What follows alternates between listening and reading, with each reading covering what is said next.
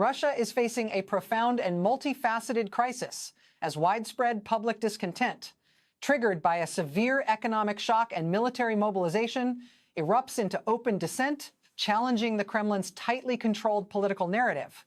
The catalyst for the current unrest was a sudden government decree announcing a sweeping new defense contribution tax combined with a sharp state-mandated increase in the price of staple goods, most notably a 57% hike on the price of standard vodka. This move, aimed at plugging a massive budget deficit exacerbated by the war in Ukraine and international sanctions, has been perceived by a weary populace as the state stealing their last penny. In a striking symbolic shift, a viral social media campaign led by young Russian women adopting the slogan, "I admit defeat, get out," has become a focal point for frustration. This campaign, which explicitly calls for President Vladimir Putin to leave power, represents a rare and direct public challenge to the Kremlin from a demographic not traditionally at the forefront of political protest in Russia. The economic toll is staggering. Since the full-scale invasion of Ukraine, Russia has lost an estimated $550 billion in capital flight, frozen sovereign assets, and lost future energy revenue, a figure that now translates into tangible hardship for ordinary citizens. The sequence of events began with a closed-door meeting of Russia's Security Council, where ministers outlined a dire fiscal outlook. With the non-oil and gas deficit ballooning and the National Wealth Fund being tapped at an unsustainable rate, the government proposed a series of drastic measures. The defense contribution, formerly a one-time progressive tax on corporate profits and high-income individuals, is being implemented in a way that small and medium businesses claim filters down to them through supply chain pressures and enforced voluntary donations. Simultaneously, the state regulatory body increased the minimum price for a half-liter bottle of vodka by 57%, a move framed as a public health measure but universally understood as a revenue grab on a culturally embedded commodity. The reaction was immediate and furious across Russian social media platforms, which, despite censorship, saw a flood of sarcastic and angry posts. The I Admit Defeat campaign originated on Telegram and TikTok, initially with young women posting somber direct-to-camera videos stating their personal disillusionment with the war, the economic situation, and the political future, ending with the explicit demand for Putin to get out. The phrase cleverly subverts the state propaganda of resilience and victory, framing the current reality as a collective national defeat that necessitates a change in leadership. How this happened is a story of long simmering pressures reaching a boiling point. The Russian economy, though initially resilient to sanctions due to robust energy exports and rapid import substitution, has entered a period of stagnation and structural weakness. The war effort consumes over 6% of GDP, diverted into military production that generates consumer inflation but not public prosperity. The labor market has been distorted by the loss of hundreds of thousands of men to mobilization and emigration, creating worker shortages in key sectors. The government, running out of financial maneuvering room, faced a choice: scale back military spending or extract more resources from the population and corporate sector. Choosing the latter, it misjudged the level of public exhaustion. The defense contribution was the final straw for many in the professional urban middle class, who had remained passive but are now seeing their livelihoods directly targeted. The vodka price hike, impacting a broader, less politically engaged swath of society, added a layer of visceral, everyday resentment. The viral campaign provided a safe, decentralized format for expression, leveraging the power of individual testimony, often from women who are mothers, sisters, and daughters, to bypass traditional political discourse and connect on an emotional level. The global implications of this internal Russian crisis are significant and immediate. For the Western alliance supporting Ukraine, evidence of deep-seated Russian domestic instability could influence strategic calculations regarding the longevity of Putin's regime and its capacity to sustain a prolonged conflict. It may also impact energy markets, as any sign of Russian political fragility introduces a new element of risk, potentially causing volatility in oil and gas prices. For China, Russia's principal strategic partner, the unrest, presents a dilemma. Beijing values stability above all and may grow wary of a partner whose internal controls appear to be weakening. For neighboring states from Finland to Kazakhstan, the prospect of turmoil in a nuclear-armed state with a history of exporting instability is a profound security concern. It raises questions about the safety and security of Russia's vast military arsenal and the potential for refugee flows. Globally, it is a test case for the limits of autocratic stability in the face of economic deterioration, watched closely by other sanctioned regimes like Iran and Venezuela. Historically, public dissent in Putin's Russia has been managed through a combination of coercion, co-option, and controlled political theater. The mass protests of 2011 to 2012 focused on electoral fraud, while the 2019 Moscow demonstrations were largely localized and fueled by opposition leaders like Alexei Navalny.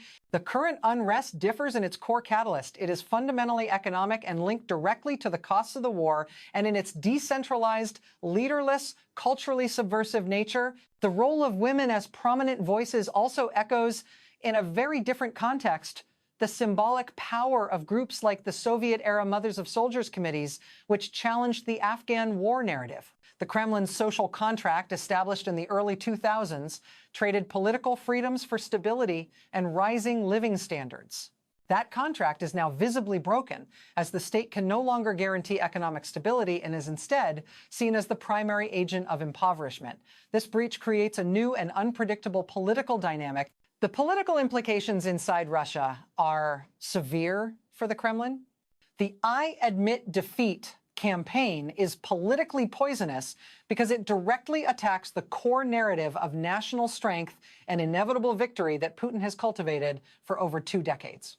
The authorities face a difficult repression dilemma. A sweeping crackdown on thousands of young women making social media videos would be a terrible look both domestically and internationally and could galvanize further sympathy. However, allowing the sentiment to spread unchallenged is untenable for a system based on demonstrated control. The likely response will be a multi-pronged approach.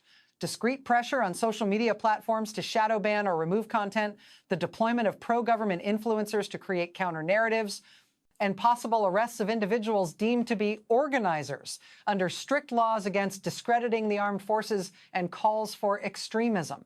The political fallout may also ignite behind-the-scenes tensions within the Russian elite, or Siloviki, as factions may begin to question Putin's ability to maintain domestic order while pursuing the war.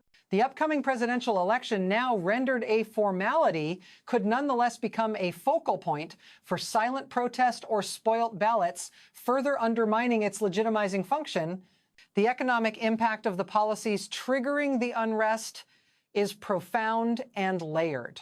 The estimated $550 billion loss encompasses several components: over $300 billion in central bank reserves, frozen by Western nations, a historic capital flight of over $250 billion in 2022 to 2023, and a steep decline in future energy revenue due to the EU embargo and G7 price cap. This macroeconomic catastrophe is now hitting microeconomic reality. Inflation is running at over 7% annually, with food prices rising much faster. The defense sector is overheating, while consumer industries are starved of investment and parts. The ruble has lost significant value, making imports more expensive. The new defense contribution tax risks further depressing business investment and encouraging capital flight among the remaining wealthy. The vodka price hike is not merely symbolic. It acts as a regressive tax that disproportionately affects lower income and rural populations for whom it remains a significant household expenditure. The overall effect is a rapid decline in real disposable income and a contraction of the consumer economy, pushing more people into poverty and eroding the living standards that took decades to build after the Soviet collapse. The Kremlin's response to the burgeoning crisis has been characteristically defiant in public, but likely anxious in private.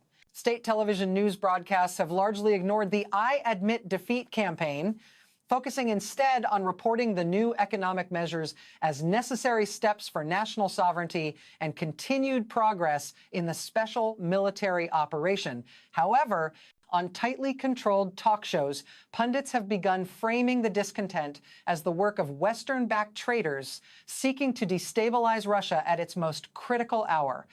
The official line, reiterated by the press secretary, is that Russian society is united and that any isolated grievances are being addressed through existing social support mechanisms. Behind this facade, reports from within Russia suggest a scramble to manage the narrative. Internet monitoring groups note increased filtering of keywords associated with the campaign on platforms like vKontakte, and several popular Telegram channel administrators have reported receiving warnings from Roskomnadzor, the state communications watchdog. The authorities appear to be targeting what they see as nodes of coordination, however decentralized, while avoiding a mass crackdown that could martyr the movement. Simultaneously, the government has announced minor, targeted increases in pensions and public sector wages, a clear attempt to placate specific demographics and divide the discontent. Internationally, reactions have been cautious, but analytically sharp. Western governments have been careful not to openly celebrate the internal dissent, aware that overt support could be used by the Kremlin to discredit the protesters as foreign agents. Instead, statements from capitals like Washington, London, and Brussels have focused on the economic data, noting that the sanctions regime is indeed exacting a heavy toll on the Russian war machine and the populace funding it. The U.S. Treasury Department released an assessment detailing the $550 billion in cumulative losses, providing a detailed, factual backdrop that legitimizes the economic grievances driving the protests. In diplomatic circles, the question being asked is whether this unrest represents a terminal crisis for the Putin regime or a severe but manageable episode. NATO officials are reviewing contingency plans, not for a Russian victory, but for various scenarios of internal Russian instability, considering implications for command and control of nuclear weapons, the security of border states, and the potential for a sudden escalation in Ukraine if the Kremlin seeks a dramatic external victory to restore unity at home. The intelligence focus has intensified on indicators of elite fragmentation, monitoring for any signs of shifting allegiances within the powerful security services and oligarchic circles. China's reaction has been one of studied neutrality with an undertone of concern. Publicly, the Foreign Ministry has reiterated its standard position of non-interference and called for dialogue to resolve internal matters. Privately, according to analysts with contacts in Beijing, there is significant unease. China's leadership prioritizes stability and fears color revolution-style contagion. They are also heavily invested in the current Russian state as a strategic counterweight to the West and a source of cheap energy and raw materials. A chaotic or collapsed Russia would be a geopolitical nightmare for Beijing, creating a vast, unstable frontier and potentially sending shockwaves through its own authoritarian model. Consequently, while Chinese state media downplays the protests, economic data suggests Beijing is subtly slowing the pace of some joint projects and ensuring payments for goods are settled in yuan, not rubles, to insulate itself from further Russian economic volatility. Other BRICS nations like India and Brazil have remained silent on the internal politics, focused solely on maintaining their beneficial trade ties for oil and fertilizer. What could happen next is defined by several key dynamics and imminent events. The effectiveness of the state's counter-narrative and suppression efforts will become clear in the coming weeks. If the online campaign loses momentum due to filtering and fear, the Kremlin may succeed in temporarily quieting the unrest, though the underlying economic grievances will remain and likely worsen. Alternatively, if the sentiment morphs into offline actions such as silent vigils, boycott campaigns, or even small, scattered protests, the state will be forced to choose a more repressive path with unpredictable consequences. The implementation of the defense contribution tax will be a critical moment. If collections are seen as arbitrary and punitive, it could spark open defiance from business owners, a powerful group the state relies upon. Another mobilization wave, rumored but not confirmed, would be a definitive trigger for massive, widespread dissent, potentially of a scale and intensity impossible to ignore. The international environment will also play a role.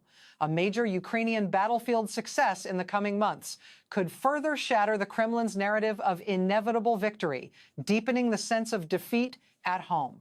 Conversely, a frozen conflict or perceived Russian tactical gain might be used to temporarily rally patriotic sentiment.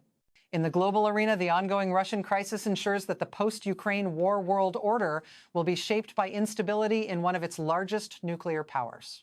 For Europe, it means security policy must permanently account for a potentially unpredictable and internally focused Russia, requiring sustained high defense spending and reinforced eastern borders. For the global economy, it means continued volatility in energy and grain markets as Russian production and exports remain wildcards. For the principles of international law, the outcome in Russia will be seen as a test case for whether a major power can wage a war of aggression and suffer profound internal consequences, or whether its system can insulate the leadership from the will of its people indefinitely. The world is watching not just a political protest, but a stress test on the durability of 21st century authoritarianism under conditions of its own making.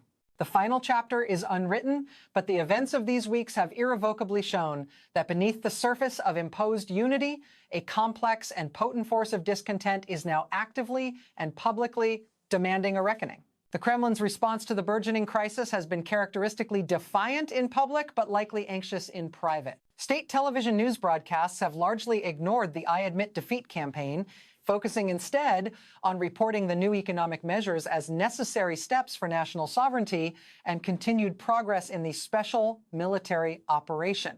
However, on tightly controlled talk shows, pundits have begun framing the discontent as the work of Western-backed traitors seeking to destabilize Russia at its most critical hour. The official line, reiterated by the press secretary, is that Russian society is united and that any isolated grievances are being addressed through existing social support mechanisms. Behind this facade, reports from within Russia suggest a scramble to manage the narrative. Internet monitoring groups note increased filtering of keywords associated with the campaign on platforms like vContact, and several popular Telegram channel administrators have reported receiving warnings from Roskomnadzor, the state communications watchdog. The authorities appear to be targeting what they see as nodes of coordination, however decentralized, while avoiding a mass crackdown that could martyr the movement. Simultaneously, the government has announced minor, targeted increases in pensions and public sector wages, a clear attempt to placate specific demographics and divide the discontent. The political implications are evolving into a critical test of the regime's durability. The system built by Vladimir Putin over 2 decades is predicated on vertical control, the marginalization of alternative political structures, and the delivery of stability. The current crisis strikes at all 3 pillars. Control is challenged by a decentralized viral protest model. The marginalization of opposition is less effective when the protest comes from seemingly apolitical, ordinary citizens, particularly women, who are harder to label as foreign agents. Most importantly, the delivery of stability has fundamentally failed. The state is now the agent of economic destabilization. This has likely triggered intense discussions within the Siloviki, the powerful security services that are the regime's backbone. Their primary interest is the preservation of the state system that grants them power and wealth. If Putin is perceived as having become a liability to that system's survival by fueling unrest, that could lead to uncontrollable chaos. Their loyalty could theoretically waver. While no overt signs of a crack exist, the very necessity of such speculation marks a shift. The regime's next moves will be instructive.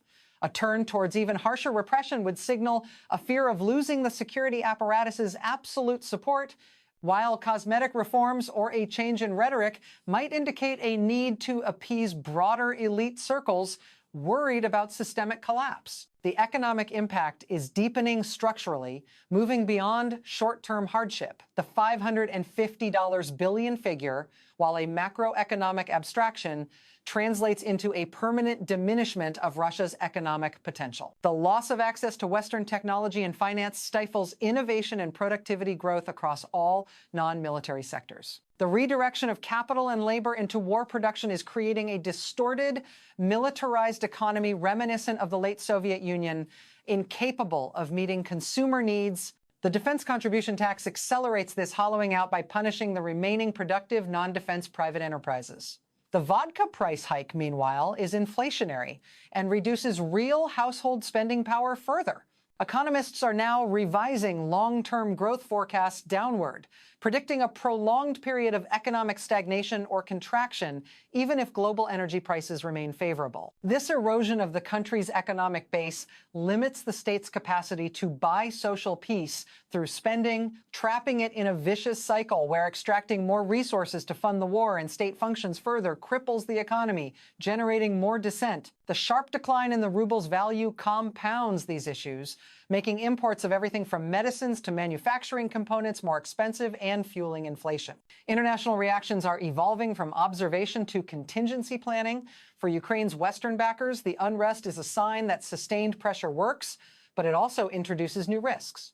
The primary concern is not a democratic transition, but instability in a nuclear-armed state. Intelligence sharing among NATO members is now intensely focused on indicators of command and control reliability within Russia's military and security structures. There are quiet diplomatic discussions about establishing back-channel communications with various Russian power centers, however faint they may be, to ensure lines exist in a crisis. For nations in Russia's immediate neighborhood, from the Baltic states to Central Asia, the anxiety is acute. They are preparing for scenarios that include increased cyber aggression, border provocations to stir nationalist sentiment in Russia, and potential refugee flows.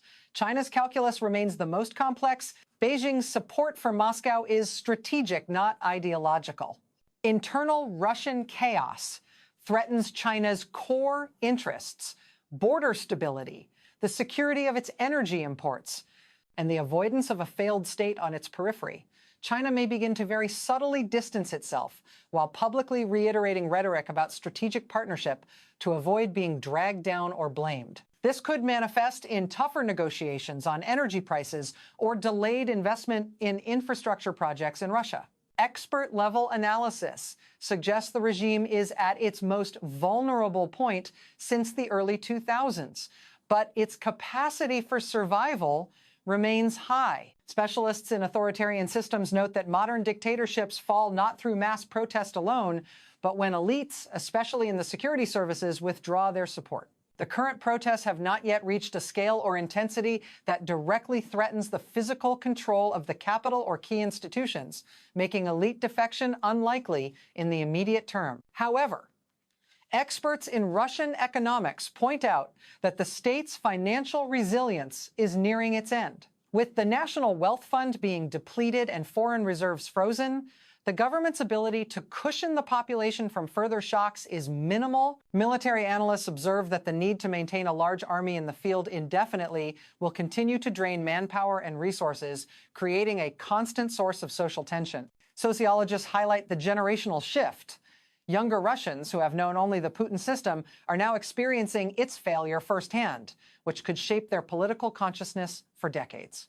The consensus is that Russia has entered a period of chronic managed instability, where the state's primary function becomes the suppression of its own population's discontent rather than national development. What could happen next revolves around several observable pressure points. The first is the state's ability to collect the new defense contribution without triggering open business rebellion or capital flight so severe it triggers a banking crisis. The second is the sustainability of the military effort in Ukraine. A significant battlefield setback could shatter the remaining veneer of inevitable victory and supercharge the defeat narrative at home.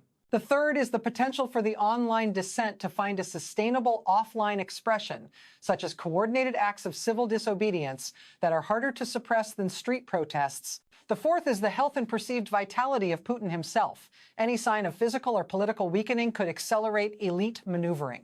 The regime will likely continue its dual strategy, targeted, discrete repression of perceived organizers combined with small, symbolic economic concessions to vulnerable groups like pensioners. It will also likely escalate nationalist rhetoric and possibly engage in a provocative external action to rally patriotic sentiment. The path ahead is not linear. Periods of apparent calm may be shattered by new, unexpected triggers arising from the war or the economy. The fundamental takeaway is that the Russian state and Russian society are now on divergent paths, with the state demanding ever more sacrifice for a war many see as lost, and society increasingly refusing to pay the price. This divergence defines the new unstable reality within Russia, a reality with profound and unpredictable consequences for the rest of the world.